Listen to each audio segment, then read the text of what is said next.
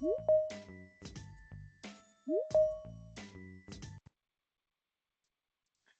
right, let's go ahead and get started for today. Uh, all right, thanks everybody for coming out.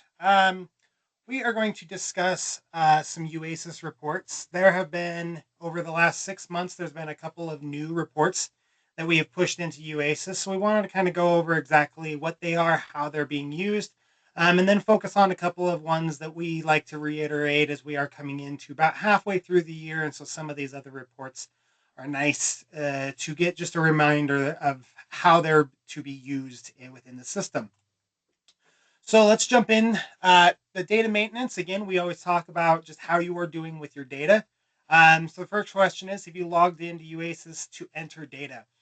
We are seeing data come in on a regular basis, so I do applaud you guys for making sure that that data is entered on a timely basis.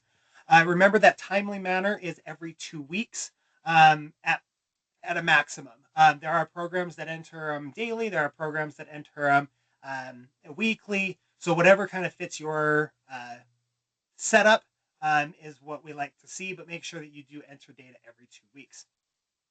Have you set entering EFLs for each of your students? Now is a good time to kind of keep that in mind. Again, remember, setting and entering EFL primarily is done through a pretest. However, there are ways that you can provisionally set students if you are unable to. More specifically for jails or students that are unable to come into a program for whatever reason. And then the last one is, how are you on your post-exit surveys? We've been hitting this pretty hard this year on your post-exit surveys. How are you doing at it? And I know I've had a number of programs reach out on different questions about different things. So I do see that there are post-exits doing, but continue to do those. Again, focusing on those older students, the ones, the time frames that are the oldest, as those are the ones we will be reporting for NRS this year. So let's jump into some of our reports. Everybody knows our famous GOAT report. This has a ton of information on it, as well as we continue to add more to it. In our last update, which happened yesterday, the 19th, we've pushed in a few new columns into this report. One of the columns is the K-12 graduation cohort, and that column is what it is on the Excel spreadsheet. We have also put in the broken out or the breakdown of the student's hours. So before, you just had a total number of hours that a student had within your program for the year. This now will break down exactly how many hours are in which category. So how many live hours versus independent hours, as well as our other hours like assessment, counseling, and those others. So you can kind of see what it is, the breakdown of those types of hours. You can get averages, calculate totals, kind of see that kind of an idea. That way you can as a program try to figure out, where are you putting your hours, where students are spending time. Are you having students who are spending a lot of time on intake versus assessment, or do you have a lot of students taking longer assessments, that kind of stuff. So it's more information for you to kind of pull and dig into your own information. Oh, before I talk about this one, I do want to remind everybody that all reports in the system are permission based.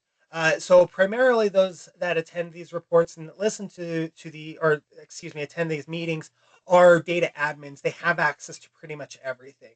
But for teachers and even some other staff within the programs, you may need to be given permission to access some of these reports. So if I'm talking about a report and you don't have access to it, you're like, I've never seen that report, I don't recognize that name. If it's something you're interested to, please talk to your admin, either your data admin or your director within your program, and talk to them about getting access to that report. Many of these reports, while very useful for a lot of programs and for a lot of users, may be too much information. But if you are interested in seeing these reports, please ask permission for those and then talk with your admins. So, continuing on with our reports, let me talk about our new monthly report. For many of programs, for many users, they have seen emails that have been sent out. It used to be by Stephanie. It now is getting sent or was getting sent out by Alicia. But these are the monthly report. This shows you kind of where you are from month to month.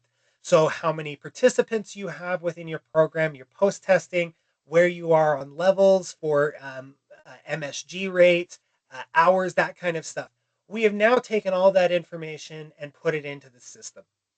So when you run the monthly report, you will get a screen that looks similar to this, and you can see what our targets are. You can see where the state is. That third line is a year to date for your program. And then the fourth and fifth line are snapshots as of the first of the month. So on the first of each month, we run a process to capture all the data as of November, or in this case, as of November 1st. And you can see a snapshot of exactly where you were. This lets you compare exactly the data that's being entered. How is your program doing? What growths are you seeing? And then the final two lines are able to um, kind of see a comparative on where you were last year versus where you are this year. Um, if you download this report via Excel, there are details about all of the students. So specifically that third line, you'll know exactly in this case who those 396 students are, and all of the details about exactly the number of hours and the post-testing and all of that kind of information. So you can see a breakdown of who those students are in case you were wondering. I saw a question come in that said, will Alicia still be sending out the monthly report via email? I'm not 100% sure. I know that we have talked about um, expanding this report because I know some of the programs have been using it to compare their programs versus others, seeing kind of trends that are going on within the programs. We are going to add that to this report. And I think if we can get that added to this report, I don't know if she'll send it out anymore. I will ask and get a better answer for you in the meantime. Also on this report, there are two tabs on it. That first one we looked at was the summary tab. This is your historical tab. So this tab will show you all information that we have imported into the system. When we released this report, we put in information. I had access to programs monthly reports all the way back to school year 2022. Um, And so you will have a list of information on where your program was years ago versus now, and you'll see a snapshot of that um, um, first day of the month on each one of those. So it just kind of gives you an overall summary in case you want to see where you were from year to year. The next report I'd like to talk about, this again isn't new, but we've had a number of questions that have come up about some students that have shown up on this report. And this is the students who need a pre-test report. Again, this is students who will show on as not having an entering EFL or who have a provisional test entered for the program. If they've got a provisional test, it'll show off on that right-hand side where it says provisional test level. It'll show you what their level is. Again, we do want all students to be tested. And so if they have a provisional, while that it does set an entering EFL and shows on our federal tables, we still want to get a student or a snapshot of where the student is via a pretest. Now, I've had a couple of programs on here or a couple of programs that have asked about why students are showing up on here when they have tests on their record. A couple of things are that the tests are more than a couple of years old. We want students to be tested at least yearly. And so if a student's last test was more than 2 years ago, the student will show up on here as needing a pretest so that we can get a more accurate snapshot of where that student is. The other reason that students will show up on here is that their last tests on their record are expired. Remember that this year we've had a number of tests that expired. Our best literacy test expired, our best plus 2.0, our CASAS Life and Work ESL tests have expired. TABE Class E Forms A and B have all expired this year. So if that was the student's last test, they will show on here because there was no test to pull a new entering EFL for continuing students. As a reminder, I know we're still about 6.5 months out from this, but we do have a few a few tests expiring at the end of this year as well. Those would be TABE 11 and 12 and the CASAS Reading Goals test. So that first test, they have released CASAS Reading Goals 2, which is available, but the CASAS Reading Goals expires at the end of this year. So as you keep that in mind as you move throughout the year for post-test and as you move into next year about those students may need new pre-tests. So let's talk quickly about those that can post-test. We're about 5.5 months into the year, ending terms for some of our programs. And so this is a great time to look to see which students are needing post-test, who can post-test, and all that good information. By default, this report runs and shows only students that have 40 or more hours associated to their program. So it is, I apologize. I was reading tests. So for 40 or more hours on this test, um, a couple of flags on here that I would highly recommend looking at is the column has a post test. If the student is marked as no there, they haven't been post tested for the year. We would like to get them post tested as soon once they can get on this test. And the other one is has a level gain. If a student is being marked as both having a post test and a level gain, while they may be on here, you can push them out closer to, an 80, 90, 100 hour mark or whatever kind of fits your situation for your program. But we would like to see students that are tested on here.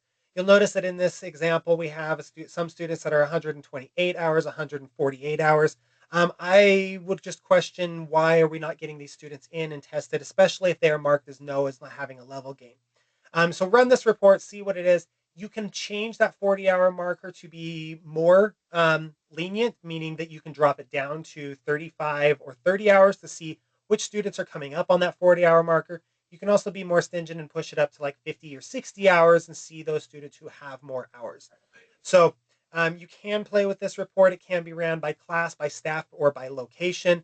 Staff would be teacher. So if a student is assigned to a specific teacher, you can see all of that teacher's classes for that they have. Um, yeah, so run this report, keep an eye on it, make sure that we get students in and tested as they are coming up to their hours or their eligibility hours. A new report that was released in the last 6 months is called the Other Contact Report or the Other Contact Hours Report.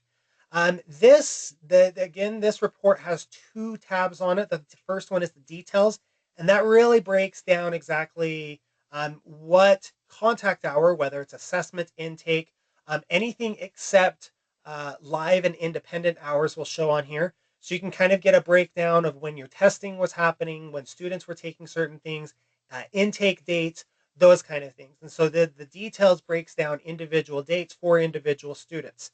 So you'll have the student and then the day and the date that it happened and the contact type and the number of hours. Um, I want to focus quickly on the begin and end date filters up at the top. If you put a begin and an end date in there, say for example, I want to see all other contact hours that happened in the month of October. If I put October 1st through the 31st and hit filter, it's going to filter all of my contact hours through those two dates. And so I can see what my month of October looked like versus what my month of November looks like. And so you can kind of get a breakdown of what your month to month looks like. You can also filter by individual contact type. So if I want to see only intake hours and see kind of what that looks like, I can run the other contact type. I can select intake and hit filter, and it'll filter based upon that. So it's a great way to see kind of those other contact hours, see how your program is reporting those. And I'd recommend doing that every so often to see are you reporting an accurate number of hours for intakes, for counseling, for assessment, those kind of things. Now, also on this report, there is a summary report. This one is nice to kind of see an overall summary of the number of average hours that your program is awarding in each of these areas. So in our example we have here, we can see that for assessment hours, on average, our students are spending about 1.56 hours per assessment. Decisive? Yes. So that is an information to kind of help drive some timing on like how long do we need to make sure we have assessments set out for, how long are students on average going on intake hours, um, those kind of things. So those summary hours are really good to kind of see what an average amount of hours students are spending per each one of these. And if you don't have a contact hour on here, for example, that just means no hours have been entered in for that specific contact type. He says which one of the ways. All right. Are there any questions about those first couple of reports that we discussed?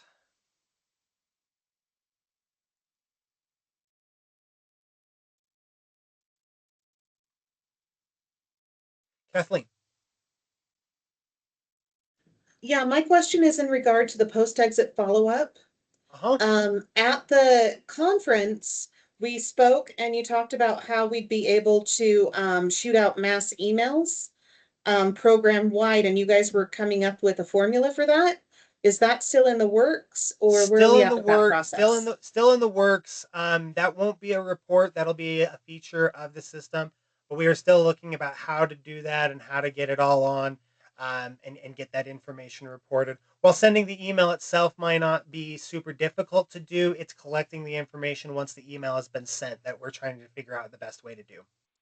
And I've also been shooting out emails for my post exits. And I was just wondering how I can mark that on the post exit follow ups with the students. So you can do it on an individual basis. So if you collect, so if a student sends you the information and says, "Hey, I had a job in my second quarter or the quarter that you reported as my second and my third, but not my first," you can go to the individual student, go to the achievements portion or the achievements page, click on post exit. It's the far right hand tab, and enter the information there on an individual basis. All right, cool. Thank you. Thanks.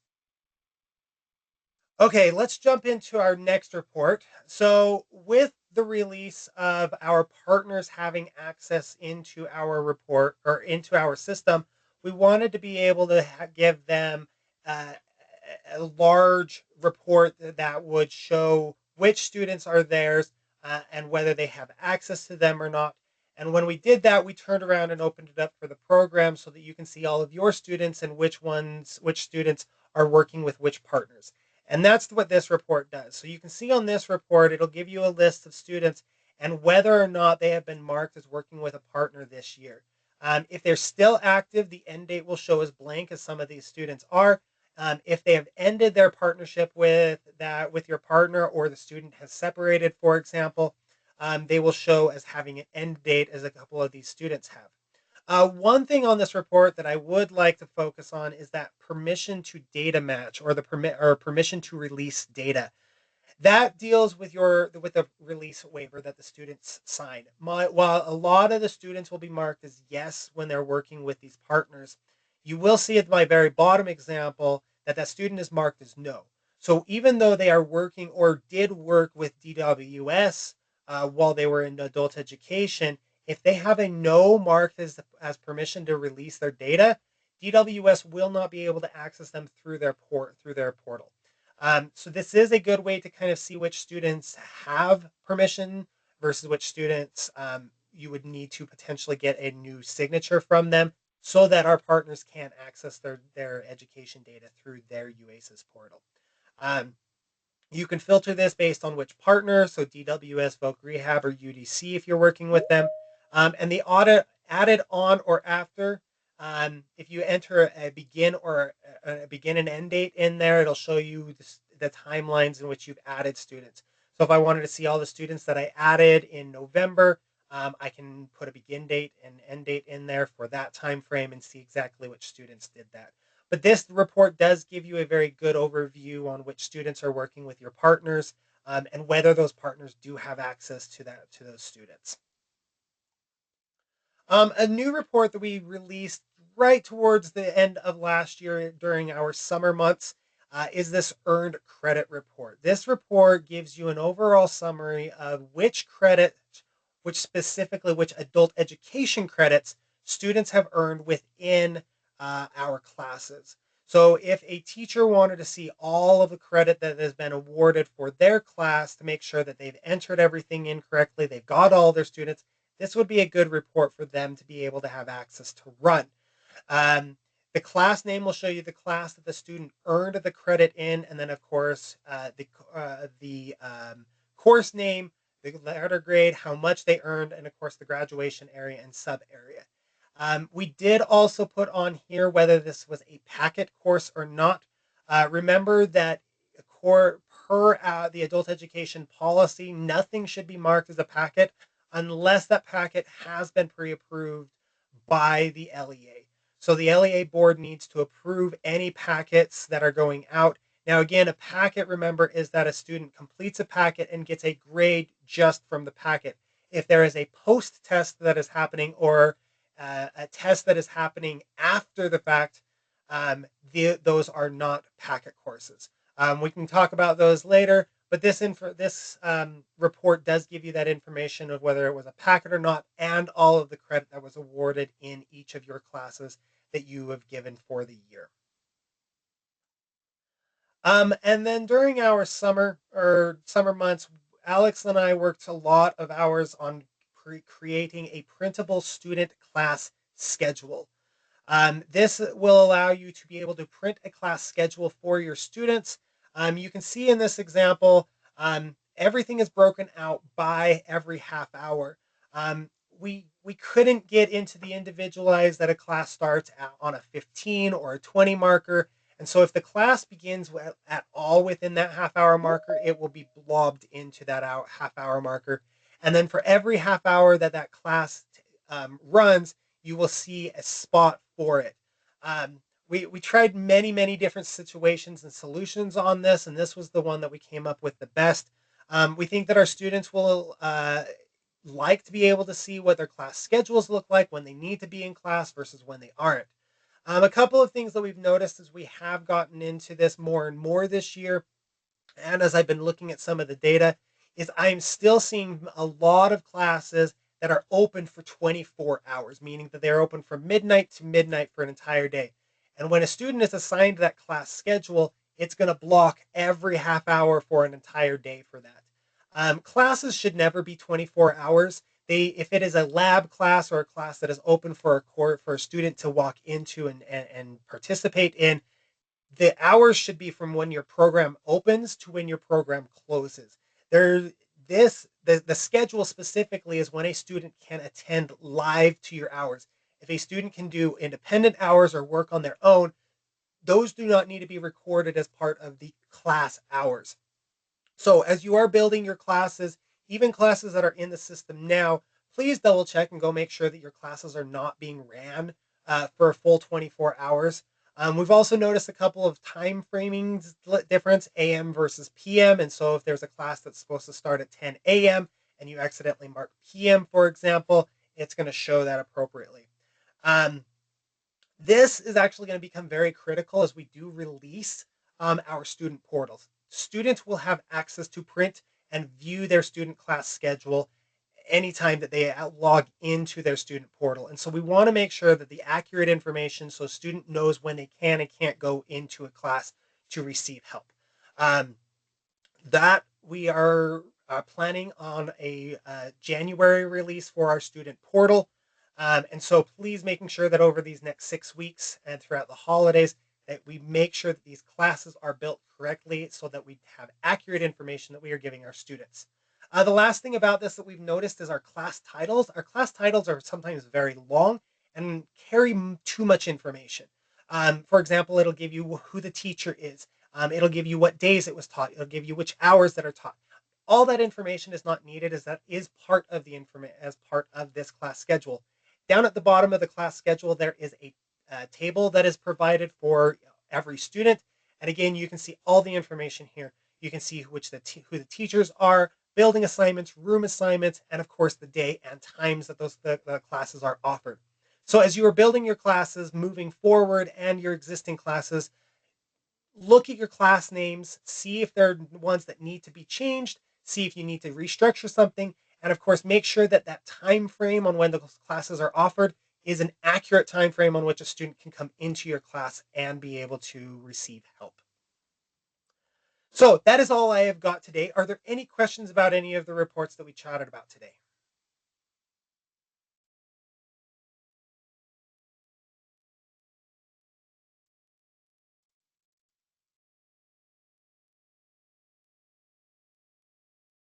Okay. All right. Thank you very much. Quick reminder that next month in December, we are not going to be holding our third Thursday. We are going to skip that month and we're going to resume back in January. So enjoy the holidays. We will see you guys when we get returned from the holidays back in January. Thanks, guys.